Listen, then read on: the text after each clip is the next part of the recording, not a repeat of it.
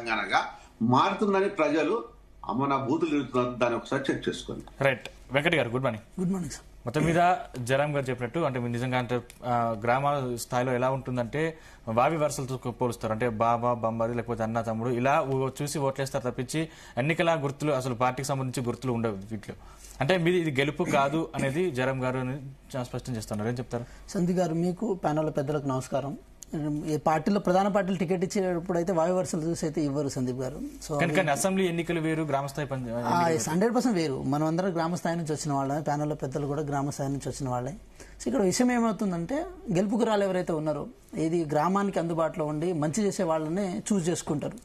సరే, party BRS అయినా చూస్ చేసుకుంటుంది, కాంగ్రెస్ అయినా చూస్ చేసుకుంటుంది, లేకపోతే బీజేపీ అయినా చూస్ చేసుకుంటుంది. అయితే ఇక్కడ ప్రధానంగా ఒకటైతే అర్థం చేసుకోవాలి, జూబ్లీహిల్స్ ఉప ఎన్నికల తర్వాత మేము అర్బన్ ప్రజల మనసును గెలుచుకున్నాం. ఇప్పుడు ఏది పంచాయతీ ఎలక్షన్ తర్వాత మేము 66 స్థానాలు గెలిచి ఈరోజు రూరల్ ప్రజలు కూడా మనసు గెలుచుకున్నాం. ఆల్రెడీ 2023లో ఈ జనరల్ ఎలక్షన్లో గెలుచుకున్నప్పటికీ కూడా ఈ 2 సంవత్సరాల కాల పరిమితిలో బీఆర్ఎస్ చేసిన విమర్శలు కానీ వీటిని కానీ దాటుకుంటూ ఈరోజు ప్రజలు ఏదైతే ప్రజాపాలనలో వాళ్ళు పొందిన ఫలాలను కానీ అది సంక్షేమ రూపంలో కానీ అభివృద్ధి రూపంలో కానీ వాళ్ళ దగ్గర నుండి చూశారు. కాబట్టి ఈరోజు మాకు ఇంత మ్యాండేట్ ఇచ్చిన సందర్భం ఉండే. సో జూబ్లీహిల్స్ ఉప ఎన్నికల్లో కూడా కేటీఆర్ గారు ఉండే ఇది మాకు రిఫరెండం అని, అంటే మేము ఓడిపోతే మేము నిజంగా ఫెయిల్యూర్ అన్నట్టు ఉండే. కానీ వాళ్ళు నిజంగా ఓడిపోయారు, దాన్ని వాళ్ళు అంగీకరించలేకపోయారు. అదేవిధంగా మీరు చూడండి పంచాయతీరాజ్ ఎలక్షన్లో కూడా సర్పంచ్ ఎలక్షన్స్లో నిన్న రేవంత్ రెడ్డి గారు కూడా మీకు 2029లో మాకు రిఫరెండం అని చెప్తున్నారు. కానీ ఇక్కడ పార్టీ పరంగా జరిగిన ఎన్నికలను అసెంబ్లీ ఫలితాలకు ఎలా లింక్ చేస్తారు? ఇక్కడ నేను ఒకటే చెప్తున్నా సందీప్ గారు, అసలు ఇప్పుడు మనం రియాలిటీ మాట్లాడుకుందాం. ఎంత ఇప్పుడు ఉంగరం గుర్తో కత్తెర గుర్తో లేకపోతే వేరే గుర్తులు వచ్చినా కూడా 100% పార్టీ ఓరియంటేషన్తోనే జరుగుతుంది. 100% అక్కడ ఉన్న మాజీ ఎమ్మెల్యేనో లేకపోతే ప్రజాప్రతినిధులతో 100% దాంట్లో ఏది ఇన్వాల్వ్ అయి ఉంటారు. ఆ గుర్తులు, ఆ పోస్టర్స్ కానీ మనం ఏదైతే మనం గోడ కతికిచ్చే పోస్టర్ కూడా ఆ ప్రధాన పార్టీలకు సంబంధించిన ఎవరైతే ఉన్నారో ఆ పెద్దల ఫోటోలో అక్కడ ప్రోటోకాల్ ప్రకారం వేసుకుంటారు. ఇవన్నీ అంటే ఇవన్నీ చాలా దగ్గరుండి మేము చూసినాం సందీప్ గారు. సో ఇక్కడ విషయం ఏమవుతుందంటే మీరు చూడండి, తెలంగాణ రాష్ట్రంలో ప్రతి జిల్లాలో కాంగ్రెస్ పార్టీ రూరల్ లెవెల్లో చాలా స్ట్రాంగ్గా ఉంది అని నిరూపించుకోవడానికి ఇది ఒక మంచి ఇది. రేపు రాబోయే ఎంపీడీసీ జెడ్పీటీ స్థానాల్లో కూడా కాంగ్రెస్ పార్టీ మంచి స్థానాలను కైవసం చేసుకుంటుంది. 2028 ఎలక్షన్స్లో ఇన్ కేసు జమిలీ కాకపోతే 2028 ఎలక్షన్స్లో కూడా జనరల్ ఎలక్షన్లో కూడా కాంగ్రెస్ పార్టీ తిరిగి ప్రభుత్వాన్ని ఏర్పాటు చేసుకోబోతుంది. అయితే మనం అయితే ఒకటి చూడాలి సందీప్ గారు, బీసీ రిజర్వేషన్ విషయంలో కూడా 100% వాళ్ళ రిప్రజెంటేషన్ 52% అయితే ఈసారి జరిగింది. ఏది 10,222 మంది మనం ఏది ఎస్సీ ఎస్టీలు కాకుండా నిలబడితే దాంట్లో దాదాపు 5,125 మంది బీసీలే ఉన్నారు. సో ఉన్నప్పుడు ఆటోమేటిక్గా సగం వాళ్ళే ఉన్నారంటే ఈ 52% వాళ్ళే ఉన్నారంటే అదొక గ్రేట్ మూవే సార్. ఇంకా ఇన్ కేసు కనుక మీరు పార్టీ పరంగా ఇచ్చారు, కేవలం పార్టీ పరంగా మేము ఇచ్చాం. అదేవిధంగా మేము ఏమంటున్నాం అంటే ఇంకా 42% రిజర్వేషన్ కనుక ఇచ్చి ఉంటే మాత్రం 100% దాదాపు 60% వరకు పోయేది. వాళ్ళ రిప్రజెంటేషన్ కూడా ఎక్కువ ఉండేది. కానీ దానికి బీజేపీ సరిగ్గా సహకరించలేకపోవడం వల్ల బిల్లులను ఏది రాష్ట్రపతి గారి దగ్గర, గవర్నర్ గారి దగ్గర ఉండడం వల్ల కూడా మాకు కొంచెం ఇబ్బంది అయింది. కానీ ఏదేమైనప్పటికీ కూడా ఒకటైతే నేను చెప్పగలుగుతా సందీప్ గారు, నేను అంటే గ్రామీణ ప్రాంతం నుంచి వచ్చిన ఒక తండ్రి నుంచి వచ్చిన వ్యక్తిగా చెప్తున్నా, ఒక గ్రామ ప్రధాన పౌరుడిగా ఉండాల్సిన సర్పంచ్ని అడ్డమైన పనులు వాళ్ళ చేత చేయించి బిల్లులన్నీ అడ్డంగా ఆపి వాళ్ళ చేత చాలా ఇబ్బంది పడ్డ సందర్భాలు ఉండే, అప్పుల పాలైన సందర్భాలు ఉండే. నిన్న గౌరవ్ కేటీఆర్ గారు కూడా అదే విషయాన్ని ఒప్పుకున్నారు కదా, ఏమని మేము బిల్లులు ఆపడం వల్ల వాళ్ళని అప్పుల పాలు చేయడం వల్ల మాకు కొంచెం మద్దతు దొరకలేదన్న విషయం అయితే చెప్పారు. ఇది 100% వాస్తవం సందీప్ గారు. కాంగ్రెస్ ప్రభుత్వం వచ్చిన తర్వాత ఇంతవరకు ఎలక్షన్ జరగలే. ఇన్ కేసు అంతకుముందు సర్పంచులు ఎవరైతే ఉన్నారో వాళ్ళ చేత శ్మశానం వాళ్ళకి గ్రామ స్థాయిలో కూడా అంటే మేము మా ప్రభుత్వంలో ట్రాక్టర్లు ఇచ్చినా కూడా వాటికి డీజిల్ పోసే కనీస లేదని చెప్పేసి బీఆర్ఎస్ నేతలు చెప్తున్నారు కదా సందీప్ గారు. గ్రామ పంచాయతీలు 2 రకాలుగా ఉంటాయి సందీప్ గారు, నోటిఫైడ్, డీనోటిఫైడ్. అంటే డీనోటిఫైడ్ అంటే 60,000 ఆదాయం ఏదైతే ఉందో దానికంటే కింద ఉన్నాయి. నోటిఫైడ్ అంటే 60,000 కంటే పైన ఉన్నాయి. అంటే ట్రాక్టర్లు అనేవి అన్ని గ్రామాలకు, అన్ని గ్రామ పంచాయతీలు పోయినప్పుడు ఆటోమేటిక్గా దాంట్లో డీజిల్ పోయడానికి కనీసం ఆ ఖర్చుల మందం అయితే రావాల్సిన అవసరం ఉంటుంది కదా. సో మీరు చూడండి, రైతు వేదికలు కట్టించారు, శ్మశాన వాటికలు కట్టించారు, దాంతోపాటు హరితవనాలు ఉన్నాయి, అదేవిధంగా మనకు ట్రాక్టర్లు ఉన్నాయి. ఇవి ఏదైతే మెయింటెనెన్స్ ఉన్నాయో మెయింటెనెన్స్ తగ్గట్టు పైసలు కూడా ఇవ్వకపోతే సర్పంచ్ ఆయన మీద భారం వేసుకోవాల్సిన అవసరం ఉంటుంది కదా.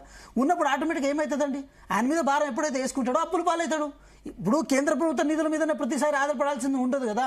రాష్ట్రపతి ఇప్పుడు ఏది మన రైతు వేదికలు ఉన్నాయి, అది కేంద్ర ప్రభుత్వం ఇనిషియేటివ్ కాదు. ఇది అదేవిధంగా మన శ్మశాన వాటికలు ఉన్నాయి, అది కేంద్ర ప్రభుత్వం ఇనిషియేటివ్ కాదు. మొక్కల పంపిణీ ఏదైతే ఉందో, మొక్కలకు సంబంధించిన సంరక్షణ ఏదైతే ఉందో ఇవన్నీ కేంద్ర ప్రభుత్వం ఇనిషియేటివ్ కాదు. కేంద్ర ప్రభుత్వం ఇన్ని నిధులని చెప్పి ఏదైతే మన ఫినాన్స్ కమిషన్ నుంచి ఇవ్వాల్సిన అవసరం ఉంటుంది, దాన్ని వాళ్ళు దేనికైనా ఉపయోగించుకోవచ్చు. కానీ గౌరవ కేసీఆర్ గారు ఎవరైతే అప్పుడు ఏది ముఖ్యమంత్రిగా ఉన్న వాళ్ళు గ్రామాన్ని ఇట్లా ఉండాలి అట్లా ఉండాలని చెప్పి ఎవరైనా సరే అభివృద్ధి అనేది కంటిన్యూస్ ప్రాసెస్ సందీప్ గారు, అది జరగాలి ఉండాలని కోరుకుంటాం. కానీ మన దగ్గర ఎంత తాకత్తు ఉంది, మనం ఎంత జరగాలి ఉండాలని మీరు కోరుకుంటున్నప్పుడు 2 సంవత్సరాలు ఎందుకు నెగ్లెక్ట్ చేస్తారనేది ఇక్కడ ప్రశ్న. ఒకటే చెప్తున్నాం సందీప్ గారు, బీసీ రిజర్వేషన్ ఇద్దామన్న ఆలోచనతో మేము కొంచెం ఒక స్ట్రాంగ్ ఇనిషియేటివ్ తీసుకున్నాం. దాంట్లో మాకు కేంద్ర ప్రభుత్వం నుంచి సహకారం రాకపోవడం, అసెంబ్లీలో అందరూ సహకరించారు, ఏది ఎమ్మెల్యేలు బీజేపీ ఎమ్మెల్యేలు సహకరించారు, బీఆర్ఎస్ ఎమ్మెల్యేలు సహకరించారు, కాంగ్రెస్ ఎమ్మెల్యేలు అందరూ సహకరిస్తేనే ఈరోజు బిల్లు పైకి పోయింది. ఈరోజు ప్రభుత్వం తీసుకున్న ఇనిషియేటివ్ ను పైనుంచి మద్దతు రాకపోవడం వల్ల కొంచెం డిలే అయిన విషయం అయితే వాస్తవం. 42% బిల్లు అమలుకు సాధ్యం కాదని తెలిసినా కూడా మీరు కేవలం రాజకీయంగా వాడుకున్నారని చెప్పేసి చాలా బీఆర్ఎస్ ప్రశ్నిస్తుంది. సందీప్ గారు, అసాధ్యమని అనుకోవడానికి లేదు. సందీప్ గారు, నేనేమంటున్నా అంటే అసాధ్యం అనుకోవడానికి లేదు. ఎందుకు లేదనంటే రాజ్యాంగంలోనే ఈక్వల్ జస్టిస్ అనే అంశంలో భాగంగా, ఈక్వాలిటీ అనే అంశంలో భాగంగా, డెమోక్రసీలో ఈక్వల్ స్పేస్ ఉండాలి, అన్ని వర్గాలకు ఈక్వల్ స్పేస్ ఉండాలి, మా జనాభా ప్రకారం ఈక్వల్ స్పేస్ ఉండాలని చెప్పి కోరుకున్న సందర్భంలో భాగంగా జరిగిన ప్రక్రియ ఇది. దాన్ని తప్పని ఎందుకు అనుకోవాలి? నేనేమంటున్నా, ఒక సందర్భంలో సాధించలేకపోయినా ఇంకో సందర్భంలో అయినా మనం దాన్ని సాధిస్తాం. కేంద్రం మెడల్ వంచైనా దాన్ని సాధిస్తాం. అందుచేత కొంచెం డిలే అయిన సందర్భాలు ఉంటాయి. కానీ ఇప్పుడు మీరు చూడండి, ఎవరైతే కొత్తగా ఎన్నికైన సర్పంచులు ఎవరైతే ఉన్నారో పార్టీలకు అతీతంగా ఈరోజు బీఆర్ఎస్ పార్టో లేకపోతే కాంగ్రెస్ పార్టో బీజేపీ పార్టో లేకపోతే స్వతంత్రాలను చూడకుండా ఈరోజు కాంగ్రెస్ ప్రభుత్వం వాళ్ళకి రావాల్సిన నిధుల విషయంలో కానీ, వాళ్ళకి చేయాల్సిన పనుల విషయంలో కానీ వాళ్ళని అప్పులు పాలు చేయకుండా, వాళ్ళని ఇబ్బందులు పెట్టకుండా గ్రామాన్ని ఒక మంచి ఉద్దేశంతో బాగా, ఏదైతే రాజీవ్ గాంధీ గారు ఆ రోజు 73rd 74th కాన్స్టిట్యూషన్ అమెండ్మెంట్ తీసుకొచ్చి ఈరోజు గ్రామాలని ఏది దేశాన్ని పట్టుకొమ్మలుగా మార్చాలని చెప్పి ఏదైతే అనుకున్నారో, మహాత్మా గాంధీ ఆశయాలు. కానీ మీరు 2 ఏళ్ల పాలనకు ప్రజలు మద్దతు ఇచ్చారని మీరు చెప్పుకుంటూ ఉన్నారు. కాకపోతే గ్రామ స్థాయిలో కాంగ్రెస్ ఆశించిన స్థాయిలో మాత్రం ఫలితాలు రాలే కదా. 66%, 2/3 అంటే అది బేసిక్ మెజార్టీ కదా. ఇక అంతకంటే ఎవరు, ఇప్పుడు బీఆర్ఎస్ ఉన్నా కూడా దానికంటే ఎక్కువ ఏం రాదు సందీప్ గారు. ఇన్ కేసు ఉన్న ఎక్కడొస్తాయంటే ఇన్ఫ్లుయెన్స్డ్ థింగ్స్ లో. ఫర్ ఎగ్జాంపుల్ చెప్పాలంటే జెడ్పీటీసీలు ఉన్నారనుకోండి, జెడ్పీటీసీలు గెలిచిన తర్వాత జెడ్పీ చైర్పర్సన్ కనుక అయితే అది ఇన్ఫ్లుయెన్స్డ్ థింగ్ కదా. ఎందుకంటే ఒక ఎమ్మెల్యేకు ఉన్న స్థాయి దానికి ఉంటుంది కాబట్టి జిల్లాల వారీగా మా జెడ్పీ చైర్పర్సన్ కనుక ఉంటే అది మాకు మద్దతు దొరుకుతుందని అనుకుంటారు. కానీ లోకల్ బాడీస్ విషయానికి వచ్చినప్పుడు వార్డు సభ్యుల నుంచి మొదలు పెడితే వార్డు సభ్యులు, సర్పంచులు, ఎంపీటీసీల వరకు కొంత ఏమన్నా కొంచెం మిక్స్డ్ ఇది ఉంటుంది. అదేవిధంగా జయరాం గారు చెప్పినట్టు కూడా అది ఏదైతే మన కుటుంబంలో, మన పాలలలో మనం నిలబెట్టుకుంటే వాళ్ళ పాలలో ఓట్లు ఎక్కువ ఉంటే వాళ్ళు ఎక్కువ మద్దతు తెలిపడం. దాంట్లో ఇప్పుడు సపోజ్ ఊర్లు ఉన్నాయనుకోండి, ఒక ఊరైతే ఒక గ్రామ పంచాయతీ ఉంటుంది, కానీ ఒక గ్రామ పంచాయతీ 4-5 ఊర్లు కూడా ఉంటాయి. సో ఊర్లు కూడా మన ప్రభావం చూపించిన ఇది ఉంటుంది. అయినా సరే ఈరోజు కాంగ్రెస్ ప్రభుత్వము 66 స్థానాలతో కాంగ్రెస్ పార్టీ గెలుచుకోవడం ఏదైతే ఉందో ఇది హర్షణీయము. ఇదే ఫలితాలు రిపీట్ అవుతూ ఉంటాయి. ఇదే ఫలితాలు రిపీట్ అవడం కోసం ఏది గ్రామాలను ఇంకా అభివృద్ధి చేయడం కోసం కృషి చేస్తాము. ప్రజలను ఇంకా ఏది అభివృద్ధిలో ఇంకా భాగస్వామ్యం చేయడానికి కోసం కృషి చేస్తాం సందీప్ గారు.